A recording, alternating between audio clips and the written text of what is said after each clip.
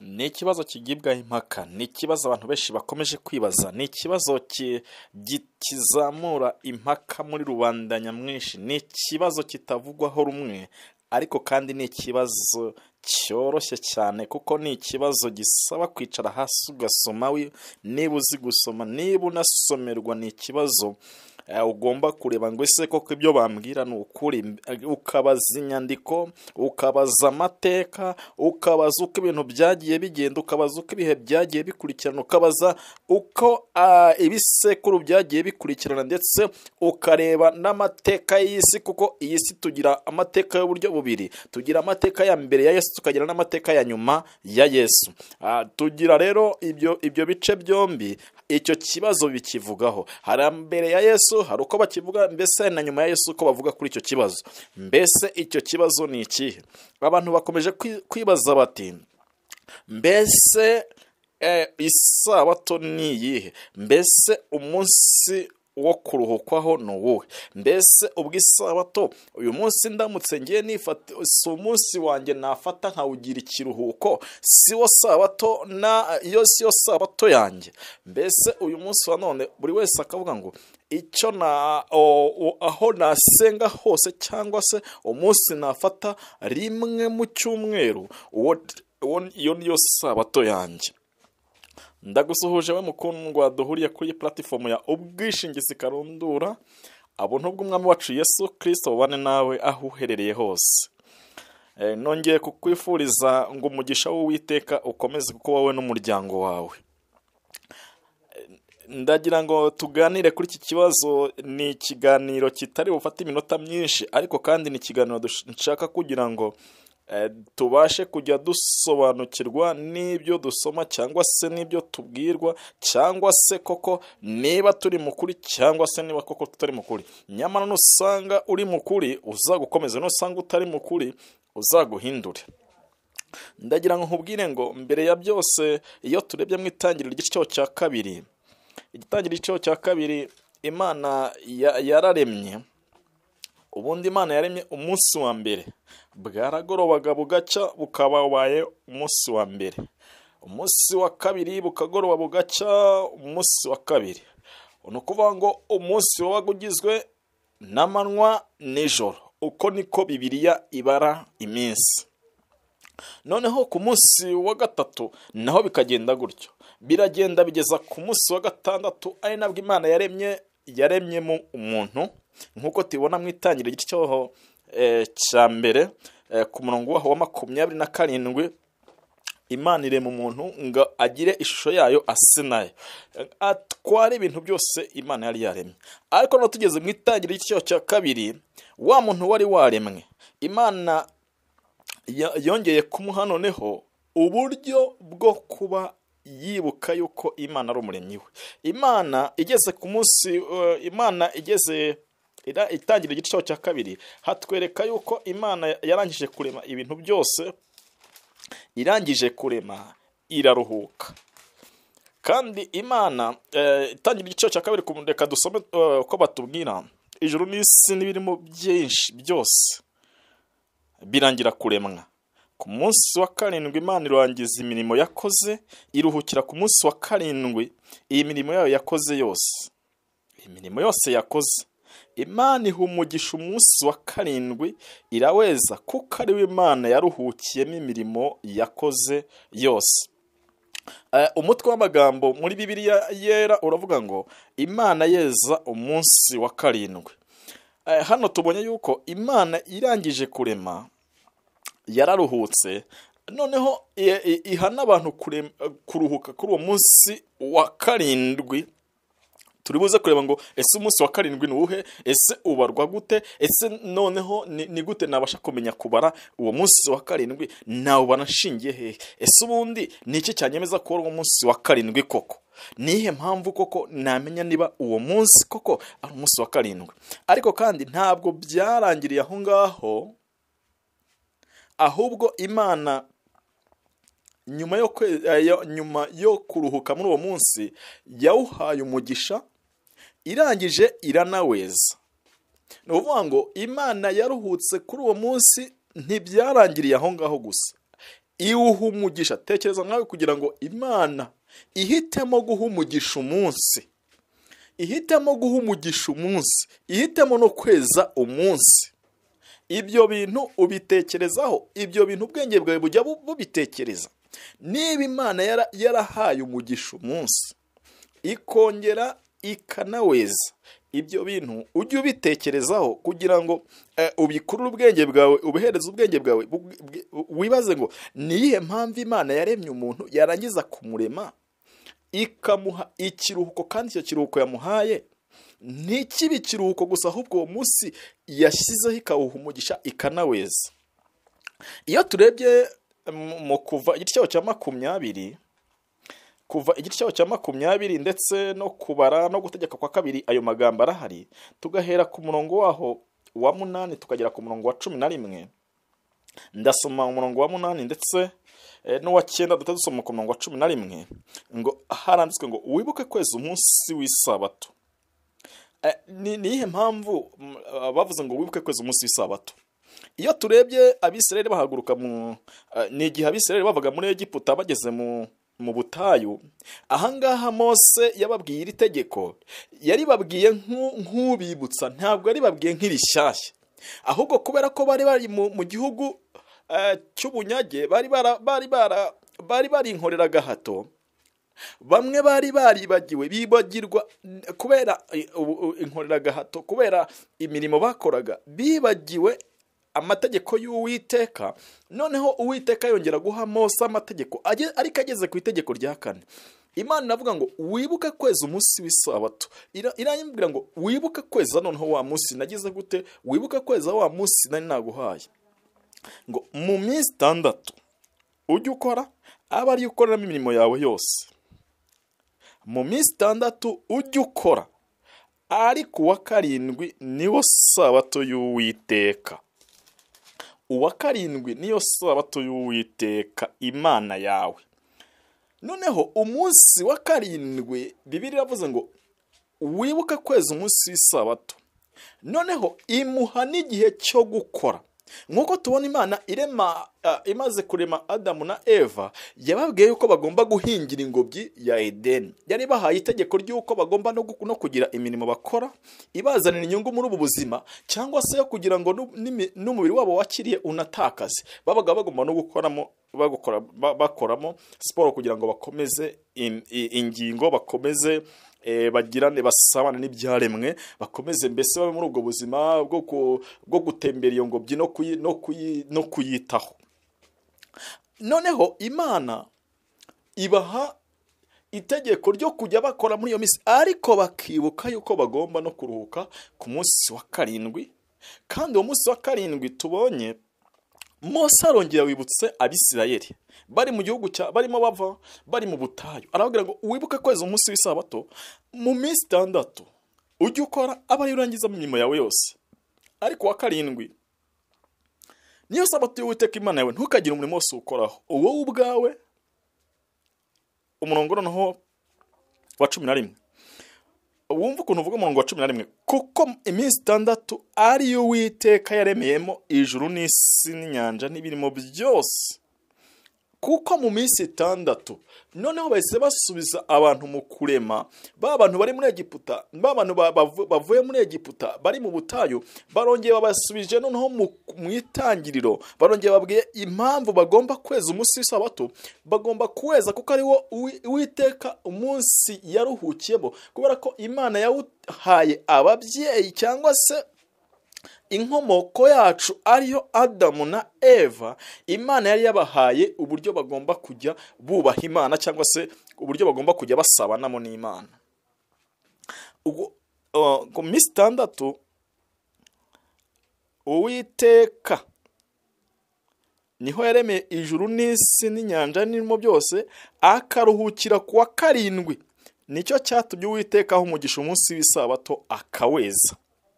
Noneho Mose arongera aberetse impamvu Uwiteka yahaye umunsi umwe umugisha, Uwiteka yahaye isabato umugisha. Uwiteka yejeje uyu munsi, yawutoranije mu yindi minsi yose, arangije araweza.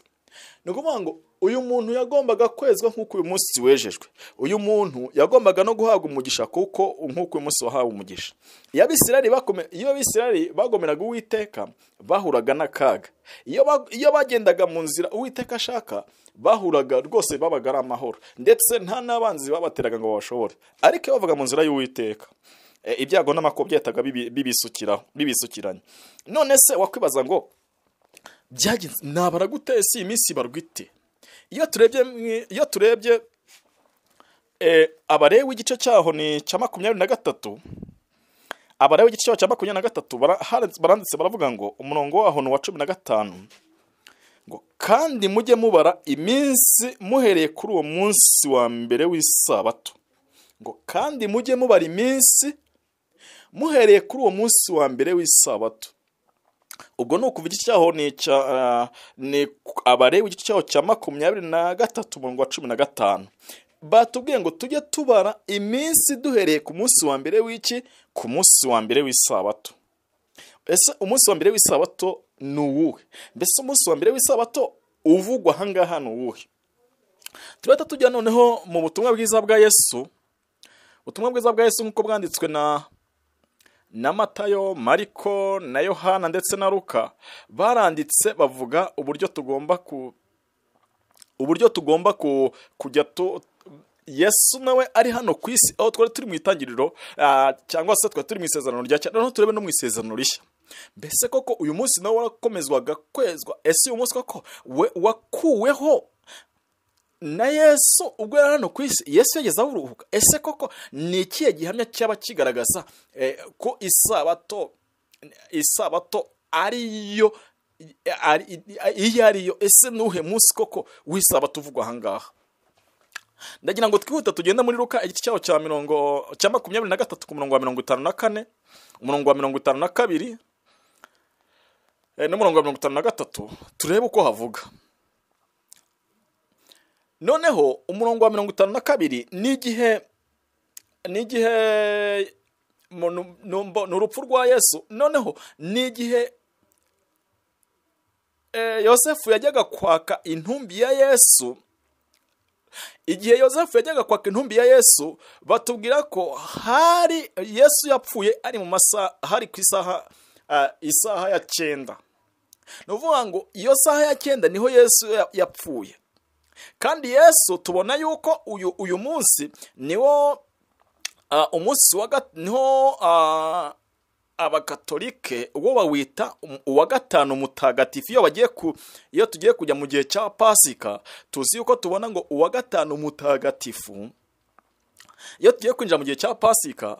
Noneho wari umunsi, noneho umurongo wa 53, noneho Yesu Pilato amaze gutanga umurambo wa Yesu awuhaye Yosefu, barayibambuye ayizingira mu mwenda w'igitare, ayihamba mu mva yakorogoshoye mu rutare, itarahambwamo n'umuntu n'umwe. Yari itarahambwamo, mbese yari kinsha. Noneho ku murongo wa 54 niho hari izingiro ngo wari umunsi wo kwitegura isabato yenda gusohora. Hari ku munsi wo kwitegura isabato yenda gusohora. Umurongo wa 55 uravuga ngo noneho hari abagore bari bakurikiye, bari bagiye kureba aho Yesu ahambwa. Abagore bari bakomeje kujya imbere ya Yesu, bari bakomeje kumunambaho, barakomeza ndetse no ku ntumbi ya Yesu. Bagezeho rero barangije bareba nuko bahambye Yesu, kandi ngo abagore bava i Galilaya bakurikiye babona imva n'intumbi yaho bihambwe. Basubirayo batunganya ibihumura neza n'imibavu. Ku munsi w'isabato bararuhuka nk'uko byategetswe. Ku munsi w'isabato ntabwo begeze baza ngo baze ku gituro, kubera ko wari umunsi wo kuruhuka. Cyari ikiruhuko, wari umunsi basabanamo n'Imana. Abangaba ni mu gihe cya Yesu, mu gihe cy'ihambwa rya Yesu. Nuvuga ngo abagore bararuhutse kuri uwo munsi. Ntabwo bageze baragiye bajya kugura ibihumura neza, ariko noneho baragiye bajya kwitegura isabato, barangije bajya gusenga nk'uko babimenyereye. Ariko noneho kuri uyu munsi wa gatanu mutagatifu ikintu cyabayeho nk'uko abagatolika babivuga, babyita ku wa gatanu, ariko kandi Bibiliya ikaba itubwiye ngo tugomba kubara iminsi duhereye ku wa mbere w'isabato.